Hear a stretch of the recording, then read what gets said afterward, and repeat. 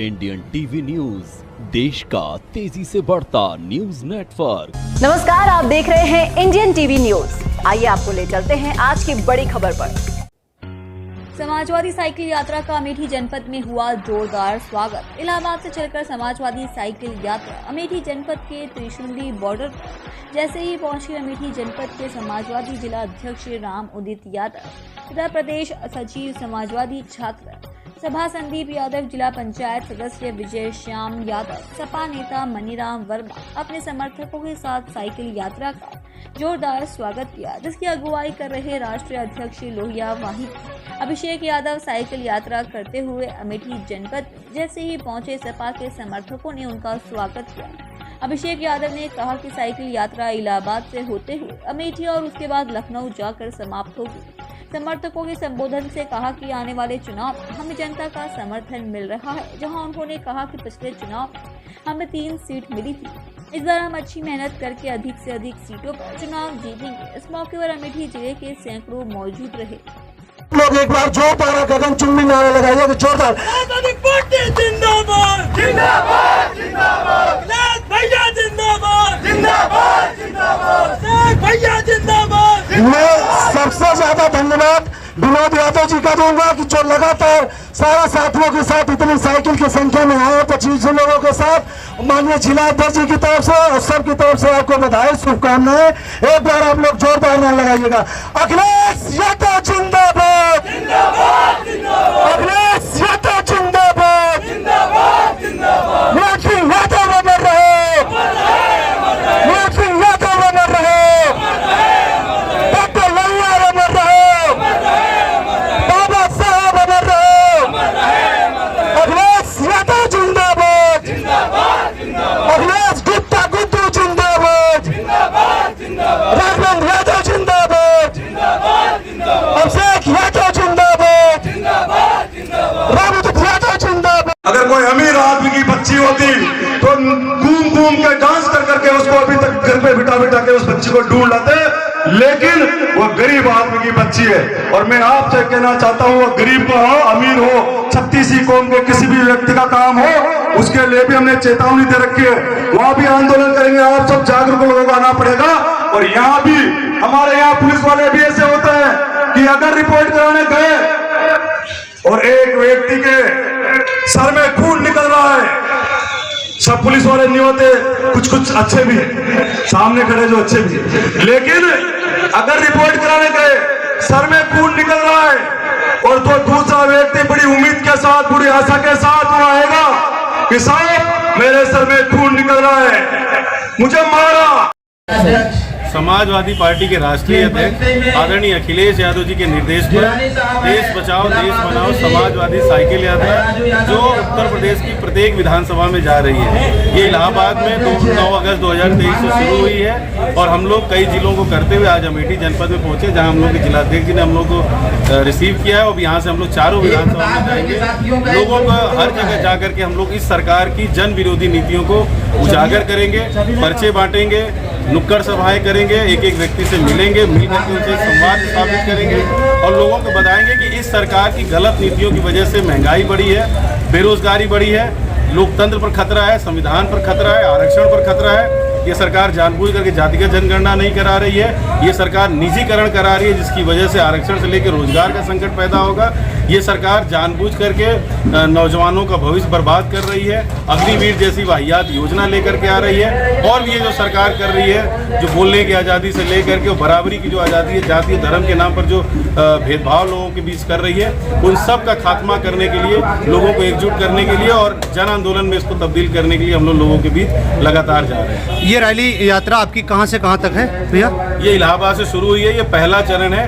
प्रत्येक विधानसभा होते हुए हम लोग लखनऊ में जाएंगे, लखनऊ समाप्त है, उसके बाद लखनऊ से दूसरा चरण शुरू होगा जो दिल्ली में समाप्त। अभी हाल फिलहाल में आप देखे होंगे मतलब चंद्रयान 3 जो दक्षिणी ध्रुव पर लैंड हुआ, इसके बारे में आप क्या कहना चाहेंगे? ये इसरो की कामयाबी है। इसरो लंबे समय से मेहनत कर रहा है, वो रिसर्च कर रहे हैं लोग, हमारे जो वैज्ञानिक हैं हम उनको बधाई दे रहे हैं। और साथ ही साथ उस सरकार को, जो सरकार उनका बजट काट ले, आप उस पता करिए इसरो का बजट काटा गया, इसरो को वो सुविधाएं नहीं दी गई जो उनको मिलना चाहिए थी।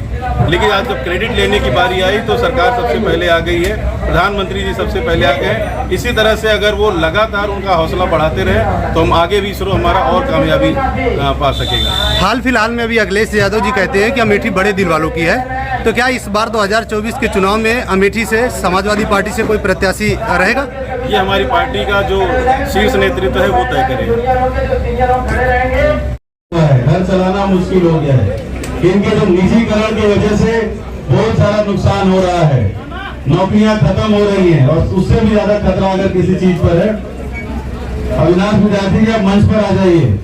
संदीप यादव जी का निवेदन है, निजीकरण की वजह से नौकरियां तो जा ही रही है। सबसे ज्यादा नुकसान अगर हो रहा है, कुठाराघात अगर किसी चीज पर हो रहा है तो संविधान द्वारा दिए गए आपके आरक्षण के अधिकार पर। कोई भी चीज अगर निजी क्षेत्र में चली जाएगी तो सबसे पहले वहां से आरक्षण समाप्त हो जाएगा। तो ये एक दिन में आरक्षण नहीं खत्म करेंगे, लेकिन ये पीछे से आपके मिले हुए आरक्षण को खत्म कर देंगे। और उस ये आरक्षण पर हमला या आरक्षण से छेड़छाड़ संविधान के साथ छेड़छाड़ है। उस संविधान पर जिसको बाबा साहब ने बड़े मेहनत से, त्याग से, तपस्या से और अपमान सह करके संविधान का निर्माण किया था।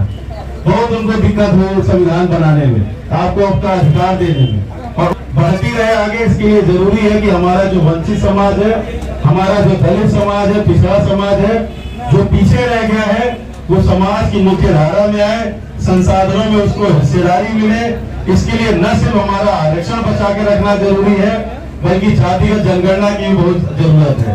और साथ ही साथ इस देश के संविधान को भी हमको बचा करके रखना है। अगर वो नहीं बचेगा तो आप सोच लीजिए कि आज तो हमारा ये हाल है। आजादी मिलने के बाद, संविधान मिलने के बाद 2000 साल की गुलामी झेला है हमारे पूर्वजों ने, हमारे पुरखों ने। वो गुलामी फिर से वापस आ जाएगी। ये भारतीय जनता पार्टी और उसमें बैठे हुए लोगों की यही सोच और यही नीयत है। इसलिए आप लोगों को सचेत करने हम लोग चले हैं। हम लोग भी बहुत मेहनत कर रहे हैं, लोगों के बीच जा रहे हैं, दिन भर साइकिल चलाते हैं, रात में किसी तरह से थोड़ा बहुत जो समय मिलता है उसमें आराम करते हैं, लेकिन अगले दिन फिर सुबह वही दिनचर्या रहती है और एक एक व्यक्ति को जगाने चले हैं। क्योंकि हम लोगों को बचाना है जो सपना भगत सिंह ने देखा था, जो सपना महात्मा गांधी ने इस देश की एकता और अखंडता को बरकरार रखने के लिए सीने पे गोली खाया उन्होंने। हमारे बाबा साहब ने कितना अपमान सहा, सरदार पटेल जी ने कितना चीजों को सहते हुए 750 से ज्यादा रियासतों को एक करके इस देश का निर्माण करने का काम किया। हमारे लोहिया जी जो 1942 के भारत छोड़ो आंदोलन के नायक बनकर के उभरे थे। मुलायम सिंह यादव जी जिन्होंने अपना पूरा जीवन वंचितों शोषितों के अधिकार के लिए संघर्ष करने में लगा दिया। हम उनके सपनों का भारत बनाना चाहते हैं, लेकिन भारतीय जनता पार्टी एक ऐसा सांप्रदायिक दल है जो हमारे और आप में, हम इस समाज में जाति के आधार पर, धर्म के आधार पर भेदभाव पैदा कर दिया है। इतनी खाई पैदा कर दी है कि आदमी आदमी का दुश्मन बन गया है। हम सारे लोग के ऊपर जाति के आधार पर और धार्मिक आधार पर भेदभाव शुरू हो गया है और ये पूरा समाज में नहीं, पूरे सिस्टम में घुल चुका है।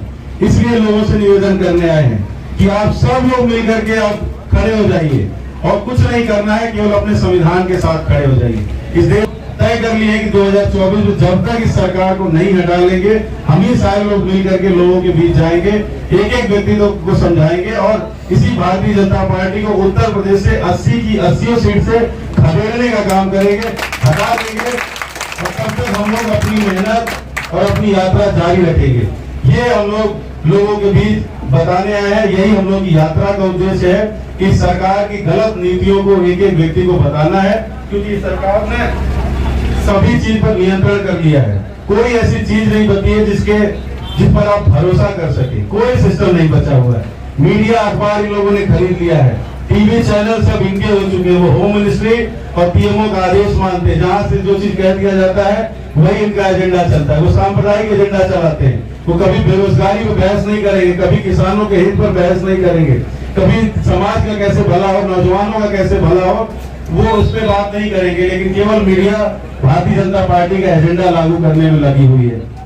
वही दूसरी तरफ चुनाव आयोग से लेकर के देश की जितनी भी संवैधानिक संस्थाएं हैं, स्वायत्त संस्थाएं हैं, स्वतंत्र संस्थाएं हैं, वो सब अपने से अपना फैसला नहीं ले पा रही है। उनके ऊपर सरकार का दबाव है, सरकार में बैठे हुए लोगों का दबाव है। वो जानबूझ करके उनसे अपने फेवर में काम कराते हैं। चुनाव के समय एक उदाहरण है इस बात का कि चुनाव में समाजवादियों का बहुत बड़ी संख्या में वोट काटा गया, जानबूझ करके लक्ष्य बना करके चिन्हित करके जाति के आधार पर, धर्म के आधार पर वोट काटा गया और उसकी वजह से ही केवल आपकी सरकार नहीं बन पाई है। सब दोषी है इसमें, चुनाव आयोग तो दोषी नहीं है, साथ में डीएम, एसडीएम, तहसीलदार, पुलिस वाले, एसएसपी, ये सब के सब आपके गुनाह में शामिल है। उन लोगों ने बहुत बड़ा अपराध किया, ऐतिहासिक अपराध किया, इतिहास कभी माफ नहीं करेगा। ये सरकार जनता की बन रही थी, ये सरकार समाजवादियों की बन रही थी, लेकिन पूरा सिस्टम भारतीय जनता पार्टी का साथ दे रहा था, पूरी पुलिस भारतीय जनता पार्टी की सबका साथ दे रही थी। आप उदाहरण एक बात ले लीजिए रामपुर चुनाव का कि 10 बार से हमारे नेता आदरणीय आजम खान वहां पर विधायक हो रहे हैं, लेकिन 11वीं बार पता नहीं कहां से भारतीय जनता पार्टी की लहर आ गई और मात्र 32% वोट कराया गया और भारतीय जनता पार्टी। इसी तरह देश दुनिया की हर खबर को जानने के लिए देखते रहिए इंडियन टीवी न्यूज। हमारे चैनल को सब्सक्राइब कीजिए और हमारे इस वीडियो को शेयर जरूर कीजिए। धन्यवाद। फिर मिलते हैं अगली खबर के साथ। इंडियन टीवी न्यूज, देश का तेजी से बढ़ता न्यूज नेटवर्क।